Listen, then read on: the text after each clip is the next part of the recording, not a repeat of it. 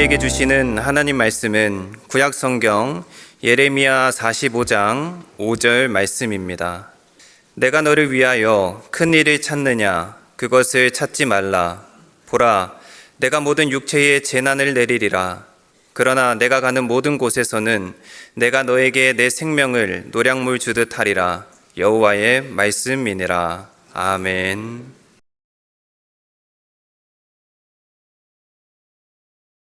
우리는 소위 소명을 받았다고 하면 하나님이 예비하신 꽃길이나 탄탄한 대로를 떠올리곤 합니다. 하지만 성경이 증언하는 소명의 현장은 전혀 다릅니다. 하나님이 맡기시는 소명의 자리에는 쉬운 일이 단 하나도 없습니다. 만약 누군가 사역이 쉽고 편하다라고 말한다면 그것은 소명의 본질을 놓치고 있거나 하나님의 기준이 아닌 인간의 편의대로 사역하고 있을 가능성이 큽니다. 사역은 본래 영적인 산고를 겪는 일입니다. 한 영혼이 변화되고 하나님의 나라가 세워져 가는 일, 이 일은 보이지 않는 영적 방해도 있습니다. 또한 인간의 완악함을 끝까지 보면서 싸워야 하는 때도 있습니다. 그리고 돌파해야 하는 치열한 싸움을 할 때도 있습니다. 그래서 하나님이 맡기시는 소명은 쉬운 일이 없습니다. 오늘 본문에 바룩이 나옵니다. 바룩에게 맡겨진 소명이 있습니다.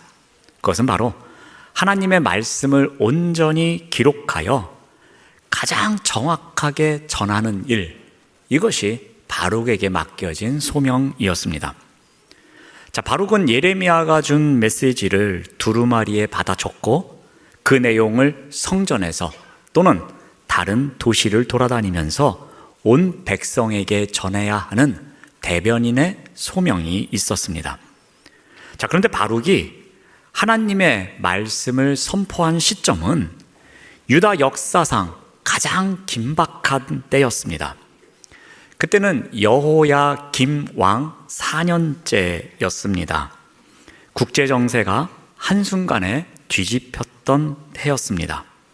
바로 이 신흥 강국인 바벨론과 이 전통 강호였던 애굽이 갈그미스라는 곳에서 전면전을 펼칠 때였습니다. 이 전투의 결과로 세상의 판도는 애굽에서 바벨론으로 완전히 넘어가게 됩니다. 자, 그런데 문제는 이 유다의 지도자들과 왕이 이 변화를 알아채지 못했다는 데 있습니다. 여호야김 왕과 관리들은 여전히 애굽의 군사력을 맹신하고 있었습니다. 그들은 국제정세를 냉철하게 분석하기보다는 자신들에게 익숙한 강대국에 그냥 기대어서 안정을 확보하려고만 했습니다. 바벨론의 위협을 애써 외면하고 있었습니다. 설마 우리에게까지 오겠는가 하면서 방심하고 있었습니다. 이때 하나님은 그들의 외교 전략이나 국제 동맹에 대해서는 관심이 없으셨습니다. 오직 한 가지, 백성들이 회개해야 살 수 있노라고 외치셨습니다. 그래서 하나님은 예레미야에게 말씀을 주십니다. 그리고 바룩에게 그 말씀을 두루마리에 기록하고 선포하라고 명령하십니다. 우리 예레미야 36장 2절에서 3절 말씀을 봅니다. 너는 두루마리 책을 가져다가 내가 내게 일러준 모든 말을 거기에 기록하라. 유다 가문이 내가 그들에게 내리려 한 모든 재난을 듣고 각기 악한 길에서 돌이키리니. 하나님께서 말씀을 두루마리 책에 기록하라고 명령하셨습니다. 그런데 이것은 단지 백성들의 죄의 목록을 열거한 것만이 아닙니다. 하나님은 유다 백성들이 하나님의 경고를 반복해서 읽고 곱씹고 묵상하는 가운데 자신들이 처한 영적 위기가 얼마나 심각한지를 깨닫도록 하기 위함이었습니다. 그래서 바룩은 어떻게 합니까? 먼저 바룩은 성전 뜰에서 이 말씀을 낭독합니다. 우리 예레미야 36장 10절 말씀을 봅니다. 바룩이 여호와의 성전 윗뜰 그 책에 기록된 예레미야의 말을 모든 백성에게 낭독하니라.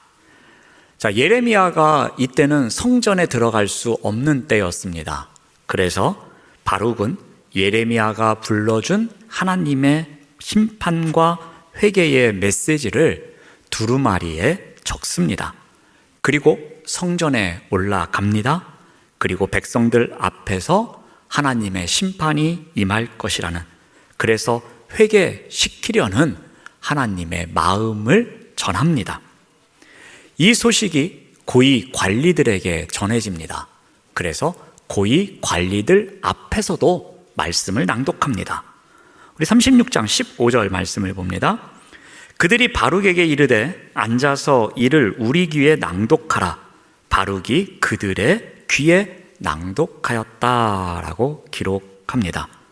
당시 친애굽 정책을 고수하고 있었던 고위 관리들, 바벨론에 의해서 심판을 당할 것이라는 메시지는 그들에게는 엄청난 충격으로 다가왔을 것입니다. 그래서 그들은 결단합니다. 이 내용을 왕에게도 알려야겠다고 합니다. 왕에게도 이러한 내용이 있음이 전파됩니다. 그리고 여호야김 왕 앞에서 이 말씀이 낭독됩니다. 하지만 왕은 어떻게 합니까? 이 두루마리를 칼로 베어서 불에 던집니다. 이 일이 있자 하나님께서는 바룩에게 다시 명령하십니다. 두루마리를 다시 기록하라고 합니다. 왕이 의지하던 애굽이 무용지물이 될 것이며 그의 비참한 결말이 어떠할 것인지 더 강력하게 선포하는 말씀을 적도록 합니다.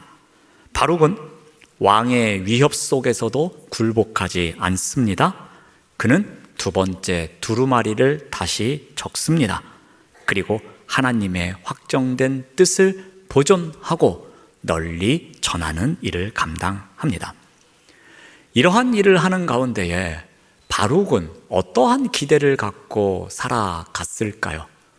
성전에서 말씀을 낭독하면서, 그리고 고관들 앞에서 말씀을 낭독하면서, 왕이 칼로 베어 불에 던져서 타버린 말씀을 다시 기록하면서 바룩은 어떤 마음을 갖고 있었을까요?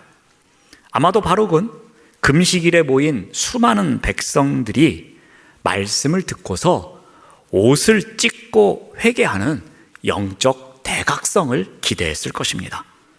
내가 이 정도로 목숨을 걸고 이렇게 말씀을 낭독하는데 백성들이 회개하고 고관들이 옷을 찢고서 이렇게 하면 안 되겠다 하면서 회개하는 사람들이 많이 나올 것이라는 기대를 합니다.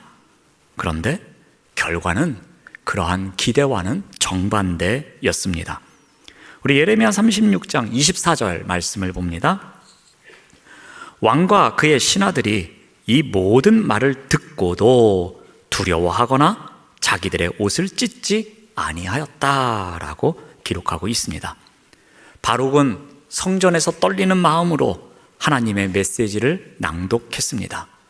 그럼에도 불구하고 어느 누구도 회개하는 사람이 없었습니다. 바룩이 낭독하는 말씀에 반응하는 사람들이 아무도 없었던 것입니다. 말 그대로 결과는 참담했습니다. 바룩은 아마도 쉬운 소명은 정말로 없구나라는 생각도 했을 것입니다. 내가 이렇게 열정을 다해서 말씀을 적고 또 적어서 이렇게 낭독했건만, 아니 어떻게 한 사람도 회개하는 사람이 없는 거야 하면서 좌절과 절망에 놓이게 되었을 것입니다. 그는 이렇게 고백합니다. 먼저 우리 예레미야 45장 3절 말씀을 봅니다. 여호와께서 나의 고통에 슬픔을 더하셨다라고 합니다. 여기에 나오는 고통은 사역 환경의 물리적 어려움을 이야기합니다. 예레미야와 함께 도망치기도 합니다. 수배자가 되기도 합니다. 성전에서 배척받는 객관적인 고난을 겪기도 합니다. 이렇게 몸이 힘들어지는 고통 속에 있습니다. 물리적 어려움 가운데 놓여 있었습니다. 그런데 이게 끝이 아니었습니다. 슬픔이 더해졌다라고 합니다. 이 슬픔은 심리적 아픔입니다. 목숨 걸고 말씀을 전하고 있는데 지금 그 말씀이 오히려 불에 타고 있고 한 사람도 회개하는 사람이 없는 그 무력감이 지금 바룩에게 다가온 것이었습니다. 소명의 자리에서 물리적 고난도 버거운데 그 결과마저 처참해서 마음이 무너져 있는 상황입니다. 바룩은 하나님이 자신을 도와주지는 못할 망정 오히려 자신의 상처 위에 슬픔을 더하였노라 이렇게 탄식하고 있습니다. 또한 바룩은 어떻게 고백하고 있습니까? 3절 말씀을 계속 봅니다. 나는 나의 탄식으로 피곤하여졌다라고 말합니다. 바룩은 지금 한두 번 외치고 있는 것이 아닙니다. 두루마리 성경을 2번이나 기록합니다. 그리고 성전에서 고관들 앞에서 그 말씀을 낭독했습니다. 그런데 세상은 1도 변하지 않습니다. 그는 이제 탄식하는 것조차 지쳐 있는 상황입니다. 너무나도 피곤한 상황입니다. 소망이 보이지 않습니다. 영혼이 말라가는 듯 진액이 다 빠지는 것처럼 아무것도 할 수 없는 상황입니다. 여러분, 이때가 소명자에게는 가장 위험한 때입니다. 내가 하는 일이 아무 의미가 없구나. 내가 열정을 다 해봤자 사람들은 알아주지도 않는구나. 이러한 느낌을 가질 때, 이때가 소명자에게는 가장 위험한 때입니다. 바룩은 자신의 수고가 밑빠진 독에 물 붓는 것 같은 그러한 상황임을 생각하게 됩니다. 그래서 탄식하고 또 탄식하는 자리로 나아갑니다. 또한 바룩은 이렇게 고백합니다. 우리 3절 말씀을 계속 봅니다. 평안을 찾지 못하도다 라고 합니다. 평안은 하나님께서 주시는 복입니다. 하나님께서 주시는 가장 고귀한 선물 가운데 하나가 샬롬입니다. 비록 소명의 자리에서 그 소명을 감당하느라고 육신은 힘들 수 있습니다. 마음이 무거울 수 있습니다. 그런데 샬롬마저 떠나간 상황이어서 그 마음속에 평안함까지 잃어버려서 어찌할 바를 모른다고 이야기합니다. 자신의 마음속을 들여다보니 마치 폭풍우가 치는 것처럼 어찌해야 될 바를 모르는 막막한 순간을 접하고 있습니다. 하나님의 일을 하면 내 마음만큼은 평안할 줄 알았는데 오히려 삶이 더 엉망이 되어가고 있는 순간, 그래서 그 샬롬이 어디에 있습니까? 하면서 탄식하고 있습니다.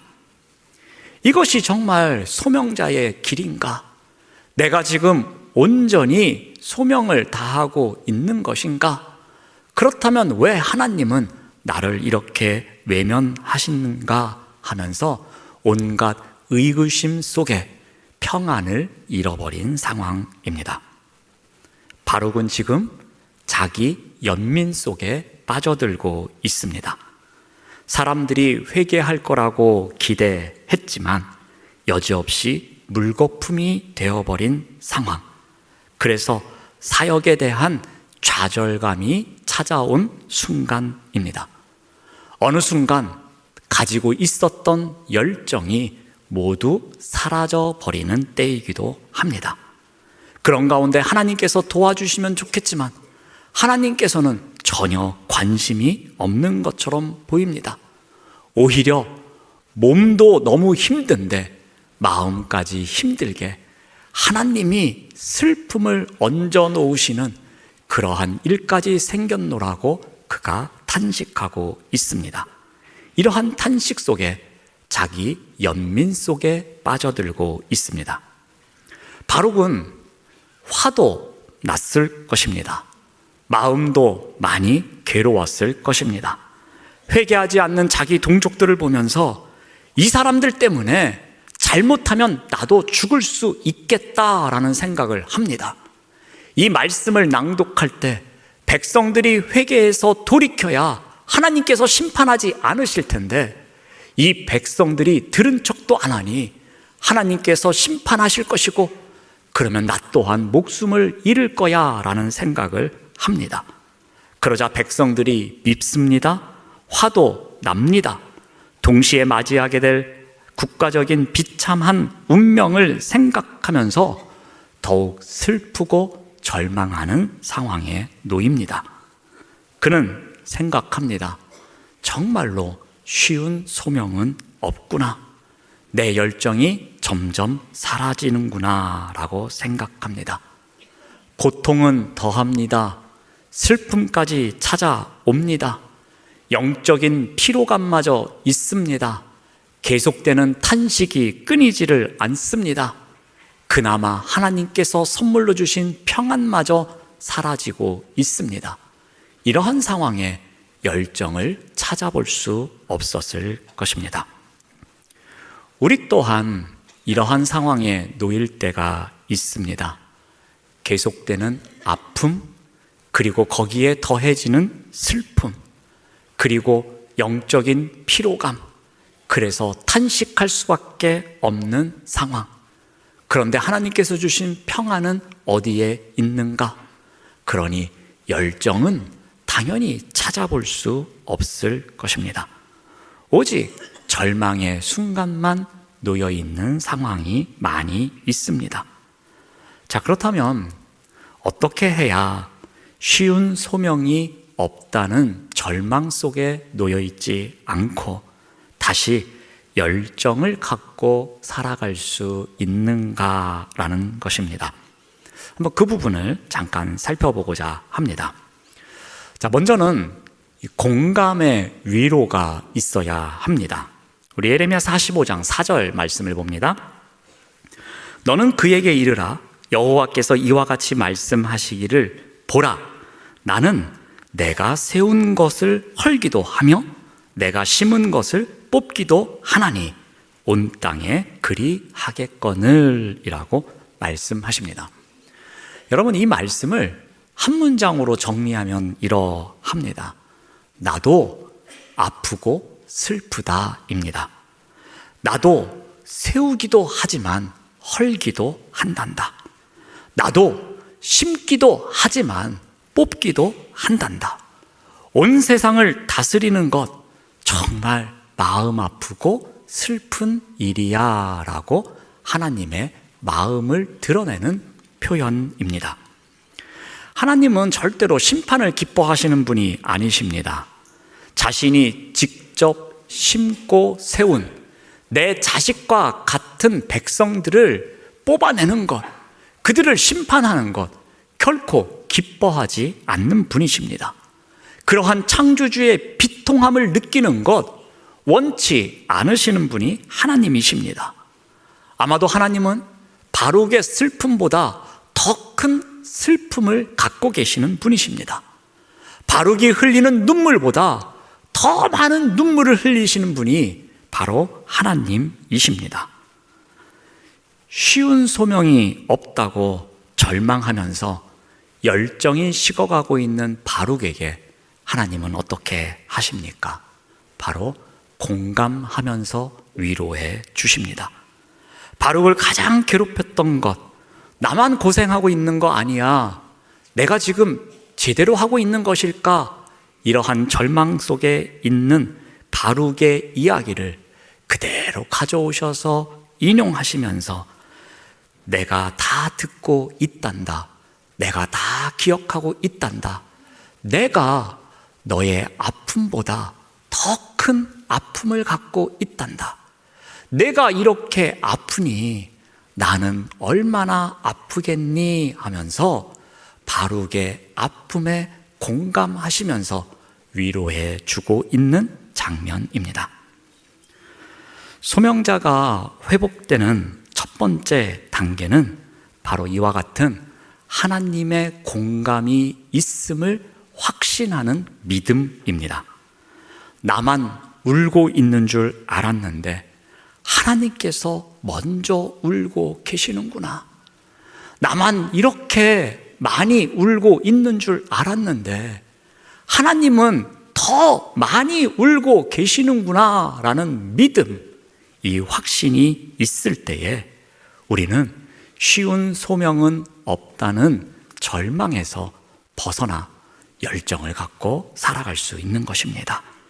나의 고통이 하나님의 고통 속에 포함되어 있다는 사실을 깨달을 때에, 그 믿음이 있을 때에 우리는 다시 열정을 더할 수 있는 법입니다. 자, 두 번째로 필요한 것은 시선의 교정입니다. 예레미야 45장 5절 말씀을 봅니다. 내가 너를 위하여 큰 일을 찾느냐? 그것을 찾지 말라. 보라, 내가 모든 육체에 재난을 내리리라 라고 합니다. 지금 바울은 책망을 받고 있습니다. 책망받는 내용이 무엇입니까? 네가 너를 위해서 큰 일을 준비하고 있느냐? 당장 그만둬라 라는 말씀입니다. 아마도 바룩은 나름대로 계산하고 준비한 성공의 시나리오가 있었던 것 같습니다. 하지만 하나님은 어떻게 하십니까? 바룩의 그 작은 시야를 교정해 주십니다. 온 땅이 헐리고 있는 이때에 내 개인의 성공이 그렇게도 중요하냐라는 질문을 통해서 바룩을 다시 한번 정신 차리게 하고 계십니다. 하나님은 바룩에게 지금 너의 비전을 버려라, 너의 욕심을 버려라 이렇게 말씀하는 것이 아닙니다. 단지 비전의 본질이 조금 비뚤어져 있기 때문에 그의 시선을 교정해 주고 계십니다. 자, 그렇다면 이 바룩의 시선을 어떻게 교정해 주고 계십니까? 그것은 바로 그의 마음 속에서 책임의 자리가 이동되도록 도와주고 계십니다. 이 말이 무슨 의미인가 하면, 이전에 바룩은 어떠했습니까? 말씀을 기록하는 일을 하면서도 그 말씀이 어떠한 결과를 낳을지, 내가 이 말씀을 열심히 기록해서 백성들 앞에서 낭독하면 백성들이 옷을 찢으며 죄를 뿌리며 회개할 거야 라는 기대가 있었습니다. 그리고 그 결과에 대한 무거운 짐이 그의 인생을 짓누르고 있었습니다. 그런데 하나님께서는 분명히 말씀하십니다. 심는 이도 나야, 그리고 뽑는 이도 나야 라고 말씀하십니다. 이것은 무엇을 의미합니까? 그 결과, 그리고 회개의 열매를 맺는 것, 그 몫은 나에게 달려 있다는 것입니다. 그 결과는 내가 책임진다는 것입니다. 그 결과는 네가 짊어지고 살아가야 할 인생의 짐이 아니라는 것입니다. 그가 책임져야 할 자리, 그 자리는 여기까지이지 여기를 넘어서는 것은 아니라고 하나님께서 가르쳐 주십니다. 그 시선을 교정해 주자 바룩은 새로운 것을 깨닫습니다. 자신은 역사를 설계하는 사람이 아님을 깨닫습니다. 내가 이 말씀을 기록해서 이 말씀을 전함으로 이 나라의 역사를 바꾸겠다는 그의 생각, 그의 비전을, 그의 시선을 조금은 교정시켜 주십니다. 너는 그저 그 말씀을 기록하고 전하면 되는 거야. 그 다음은 내가 할게 하면서 시선을 교정해 주십니다.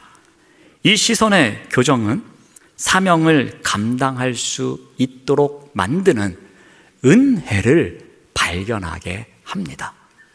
이 사명의 자리에서 나 혼자만 있는 것이 아니라 하나님께서 그 사명을 다할 수 있도록 돕고 계심을, 그 과정 속에서 은혜를 발견할 수 있는 시선을 갖도록 도와주고 계신 것입니다. 이때 비로소 바룩은 결과에 얽매이지 않는 자유를 얻게 됩니다. 그리고 그 결과에 따라서 흔들리지 않는 진정한 평안을 발견하게 됩니다. 하나님께서 맡기신 소명이 내가 저 사람들을 변화시키는 결과물을 내는 것이 아니라 나는 그저 기록하고 전하는 자임을 받아들이는 순간 바룩은 무거운 인생의 짐을 내려놓게 됩니다. 그리고 다시 열정을 더하여 묵묵히 그 길을 걸어가게 됩니다. 소명자가 회복되는 두 번째 단계가 바로 여기에 있습니다. 시선을 교정해 주시는 하나님을 기억해야 합니다. 시선 교정이 있을 때에 우리는 쉬운 소명이 없다는 절망에 주저앉지 않고 다시 일어날 수 있는 법입니다. 자, 마지막으로 필요한 것은 약속의 증표입니다. 우리 5절 말씀을 계속 봅니다. 그러나 내가 가는 모든 곳에서는 내가 너에게 내 생명을 노량물 주듯 하리라. 여호와의 말씀이니라. 여기서 노량물이라는 단어가 나옵니다. 노량물은 전쟁에서 목숨을 걸고 싸운 자, 그래서 승리한 자가 얻을 수 있는 선물과 같은 것입니다. 그러니까 승리의 상징이 노량물입니다. 전쟁의 한복판에서 통과한 자만이 얻을 수 있는 것입니다. 그런데 하나님께서 지금 노량물을 약속하십니다. 근데 그 노량물의 내용이 무엇입니까? 생명입니다. 너의 생명을 노량물로 주겠노라고 합니다. 이것은 무엇을 의미합니까? 이 노량물, 즉 생명, 생존 자체가 하나님의 말씀의 증거가 됨을 약속하고 있는 것입니다. 그런데 더 중요한 것은 하나님께서 바룩에게 이 약속을 주신 시점입니다. 이때는 유다 땅이 회복된 이후가 아닙니다. 지금 승리가 눈앞에 보이는 때도 아니었습니다. 아직 심판이 시작되지도 않았습니다. 태풍이 이제 시작되는 때입니다. 점점 태풍의 눈 안으로 들어가는 위험천만함이 시작되는 때이기도 합니다. 점점 힘들어지는 때입니다. 그런데 이때에 내가 너에게 생명을 노량물로 주겠노라고 약속해 주십니다. 그러므로 이 약속은 어떠한 의미가 있겠습니까? 너에게 형통의 약속을 주겠노라, 이것이 아닙니다. 보존의 약속입니다. 성과의 약속도 아닙니다. 너에게 많은 재물을 주겠다, 너에게 많은 권세를 주겠다, 너에게 엄청난 영광을 주겠노라, 그런 노량물이 아니었습니다.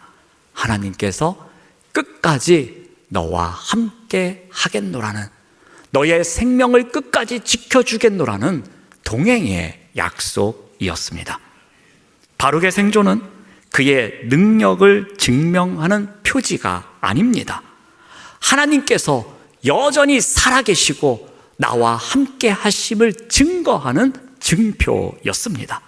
모두가 무너지는 시대 속에서 한 사람을 끝까지 지켜내시는 하나님의 신실하심, 이것이 바룩의 생존을 통해서 보여주겠노라고, 그 증표가 되게 하겠노라는 약속의 말씀이었습니다.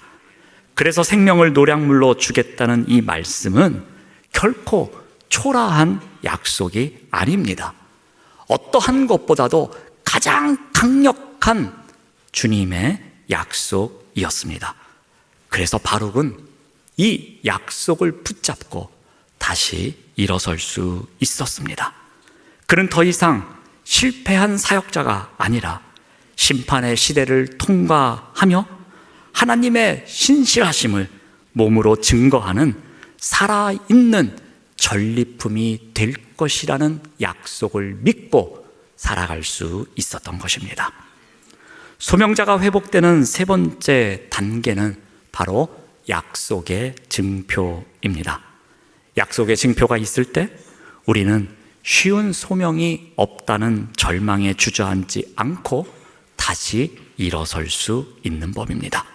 우리 자신을 지켜주시겠다는 약속의 증표가 있을 때 식어버린 마음에 다시 열정이 붙고 멈추었던 발걸음이 다시 움직이는 법입니다.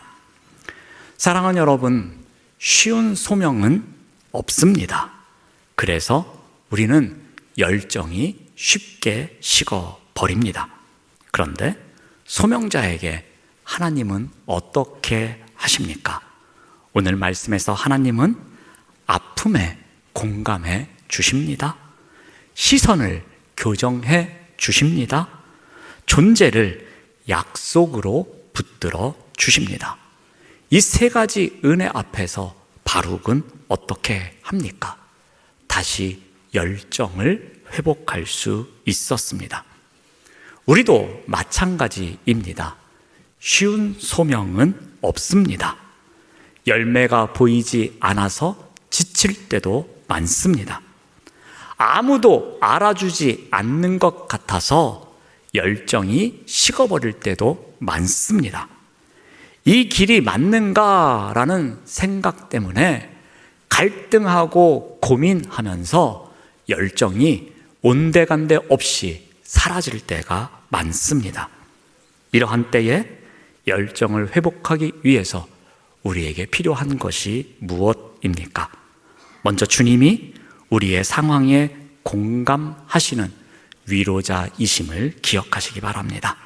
주님은 우리가 흘리는 눈물보다 더 많은 눈물을 흘리시는 분이십니다. 우리의 아픔을 공감하시면서 우리를 품어주시는 그 주님을 바라보시기 바랍니다. 또한 우리의 시선을 교정해 주시는 주님을 기억하시기 바랍니다. 결과에 매여있던 시선을 거두어서 오늘도 우리에게 맡겨주신 자리에서 주님과 함께 걷는 소명의 길을 다시 바라보도록 우리의 시선을 교정해 주시는 분이십니다. 그래서 그 소명의 자리에서 하나님의 은혜가 얼마나 많은지를 발견케 해 주십니다. 마지막으로 우리의 존재를 약속으로 붙들어 주시는 주님을 기억하시기 바랍니다.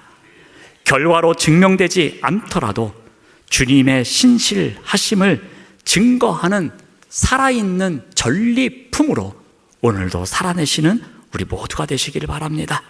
우리는 주님의 신실하심을 증거하는 살아있는 전리품입니다.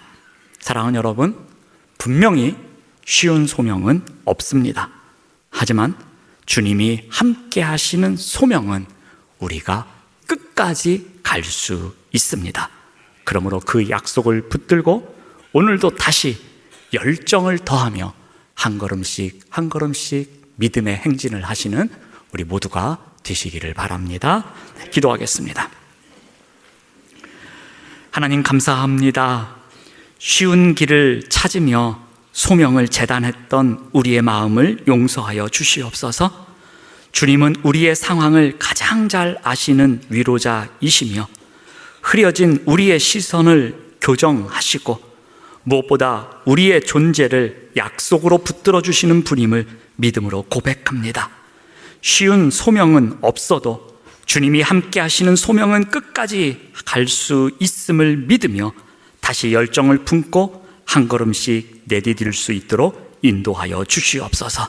예수님의 이름으로 기도드립니다. 아멘.